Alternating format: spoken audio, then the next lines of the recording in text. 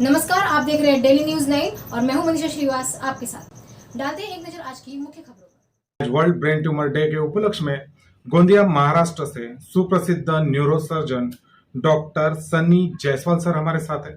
आइए जानते हैं मस्तिष्क की जटिलताओं के और ब्रेन ट्यूमर के बारे में। सर, अगर हम आसान भाषा में जानना चाहे तो ब्रेन ट्यूमर क्या होता है? सर, एक गठान होती है जो मस्तिष्क में उभरती है, कभी किसी को बचपन में, किसी को जवानी में, किसी को बुढ़ापे में। और इससे मस्तिष्क जो नॉर्मल मस्तिष्क है वो दबता है या वो अपने तरह से काम नहीं कर पाता है। और कुछ जो मस्तिष्क के बेसिक काम हैं, जैसे कि देखना, समझना, याददाश्त को स्टोर करना, चलना फिरना, इन कामों में कोई ना कोई परेशानी आती है। और कुछ केसेस में ये भी परेशानी इतनी बढ़ जाती है कि उनका जीना मुश्किल हो जाता है। ब्रेन ट्यूमर हमने बचपन से फिल्मों में देखा है, शाहरुख खान को हुआ था, आप लोग को याद होगा, हमने बचपन की टीवी में देखा है। तो वैसी बीमारी है जो जनमानस को लगता है बहुत बड़ी है, लेकिन आज हम 2022 में खड़े हैं और ऐसे टाइम पे हम ये बीमारी के ऊपर काफ़ी कुछ विजय पा चुके हैं। आज मैं देखूं तो काफ़ी कम पेशेंट्स इस बीमारी से मरते हैं। तो जो हेल्थ केयर का एडवांसमेंट है, आज हम जिस तरह की चीज़ों को आज अपने हेल्थ केयर में यूज़ कर रहे हैं, उससे मैं कहूँगा 80-90% ब्रेन ट्यूमर क्योर हो सकते हैं। तो मैं जनमानस से आज जुड़ा हूँ आपके माध्यम से, तो मैं उनको ये बताना चाहता हूँ कि आज हम डरे ना इस चीज़ से, सही टाइम पे पकड़ लें अपनी बीमारी को और उस चीज़ का इलाज एक अच्छे डॉक्टर से कराएँ, तो हम आगे एक अच्छी ज़िंदगी जी सकते हैं। सर, अगर हम कारणों की बात करें तो क्या ऐसे मुख्य कारण होते हैं ब्रेन ट्यूमर सर, होने के? कारण आजकल है मोबाइल का ज़्यादा यूज़, एक प्लास्टिक की चीज़ों, जो प्लास्टिक के यूटेंसिल्स हैं या जो आजकल नए वाले फर्टिलाइज़र्स हैं, कई बार प्रिजर्वेटिव्स होते हैं, ऐसी चीज़ें वो एक कारण बन के उभर के आई है। और कई बार अपना जो आजकल का खाना है इतना एडल्ट्रेटेड है, इतना मिलावटी वाला है, तो उसमें बॉडी को जो ज़रूरी न्यूट्रिएंट्स या जो पहले के लोगों को कुछ होता नहीं था, आजकल चीज़ें बढ़ गई हैं। मेरा सबसे छोटा पेशेंट जो मैंने ब्रेन ट्यूमर का ऑपरेट किया वो 6 महीने का था।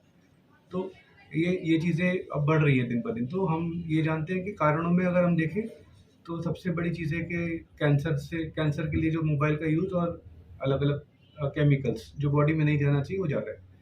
ऐसा। सर, लक्षण अगर आप इसमें देखेंगे तो एक बहुत बड़ा लक्षण होता है हेडेक। अपने हेडेक को कभी आप तवज्जो दीजिए, आप उन चीज़ों को कभी नज़रअंदाज करेंगे तो हेडेक आपको अगर आपने मिस किया और अंदर किसी वजह से ब्रेन ट्यूमर आया और आपने उसका साइज़ बढ़ने दिया, तो आप अपने पेशेंट खो सकते हैं। तो अपने परिजनों को या फिर खुद को कभी हेडेक हो तो तुरंत डॉक्टर के पास जाएँ। उसके अलावा उल्टियाँ होना, याददाश्त की कमी होना, चलते समय बैलेंस नहीं रहना, कभी-कभी ज़्यादा सोना, कभी-कभी नींद ना लगना, ये मुख्य कारण होते हैं। और एक चक्कर आना, ये ऐसे मुख्य कारण होते हैं जिनसे हम पकड़ सकते हैं। अगर निदान संबंध में हम बात करें तो क्या ये ब्रेन ट्यूमर ये कैसे इसका निदान हो पाता है? सर, निदान होता है इसका एक सीटी स्कैन या एमआरआई से। आप अपने डॉक्टर से कह सकते हैं कि सर एक बार आप, जैसे अगर आप मैं मेरी बातें शायद आप छोटी-छोटी जगहों पे जा रही है, तो आप अपने डॉक्टर से कह सकते हैं सर मेरा हेडेक पिछले 6 महीने से है, 1 साल से है, आप मेरा एक सीटी स्कैन करा लीजिए। मैं डॉक्टर्स तक अगर ये बात मेरी जा रही है तो मैं रिक्वेस्ट करूँगा, अगर मैं ये न्यूरोसर्जन हूँ तो मैं शायद सुबह-शाम दिन-रात ब्रेन के केसेस देखता हूँ। तो मैं एक ऐसे डॉक्टर से जो न्यूरोसर्जन नहीं है उनसे रिक्वेस्ट करना चाहता हूँ कि एक कोई अगर आपके ओपीडी में पेशेंट आए हेडेक वाला या ऐसे कोई सिम्पटम लेके आए तो आप उनको तुरंत सीटी स्कैन या एमआरआई कराइए, ताकि वो पकड़ में तो आए, हम लोग जल्दी पकड़ पाएँ। सर, आप आज हम बहुत लकी हैं कि हम लोग इस ज़माने में हैं, बिना सर्जरी के भी ब्रेन ट्यूमर ठीक हो रहे हैं आजकल। तो जो एक डर है मन में लोगों के कि सर्जरी करनी ही पड़ेगी, गलत बात है। गामा नाइफ सर्जरी आ गई है, रेडियोथेरेपी आ गई है, उससे ट्यूमर को जलाया जा सकता है बिना ऑपरेशन करे। ये एक मैं पहली बात बोलना चाहता हूँ। जो कन्वेंशनल सर्जरी है वो भी अब छोटे चीरे की हो गई है। अब काफ़ी चीज़ें कम चीरे से होती है और पेशेंट्स को हम लोग तुरंत डिस्चार्ज कर पाते हैं। मैंने दो तीन पेशेंट ऐसे देखे जो तीसरे दिन घर चले गए।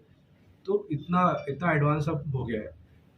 बायोप्सी लेने के लिए हमको सिर्फ एक सेंटीमीटर का छेद करना पड़ता है स्कल में और पेशेंट का बायोप्सी हो जाता है। अब हम उस दौर में हैं, अब जी रहे हैं। किस प्रकार से हम ब्रेन ट्यूमर इन सारी चीजों से बच सकते हैं? तो बचने के लिए तो लिमिटेड यूज़ करें, रेडिएशन से बचें, स्वस्थ खाना खाएं, एक हेल्दी लाइफस्टाइल रहें और और ऐसे लक्षणों का तुरंत अपने डॉक्टर को बताएं। सबसे बड़ी बचाव की चीज़ इसमें यही है, आपकी सजगता। अगर ये मुझे पता ही नहीं है कि मेरे लिए ये चीज़ खतरनाक है, अगर मुझे पता ही नहीं कि शेर मुझे खाता है, तो मैं शेर से कोई डरूंगा नहीं। आपको अपने हेडेक से बचना है, डरना है। उसका एक सही टाइम पे अपना एक स्कैन कराना है ताकि हम जल्दी इन चीज़ों को पकड़ सकें। मैं बस इतना ही कहूँगा, डरना नहीं है और हम आपके साथ खड़े हैं, हम आपको बचाएँगे। हम आपका जीवन एक क्वालिटी ऑफ लाइफ के साथ देंगे और हम इस आने वाले मतलब मेरी ज़िंदगी में मैं शायद जितना भी जी हूँ एक डॉक्टर के नाते, मैं अपने किसी पेशेंट को एक्सपायर मरने नहीं दूँगा ब्रेन ट्यूमर की वजह से। एक ये है कि हर डॉक्टर का, हर न्यूरो सर्जन का एक प्रण होता है कि हम अपने एक कला से या जो हमको साइंस मिला है उससे हम उन लोगों की ज़िंदगी बचा सकें।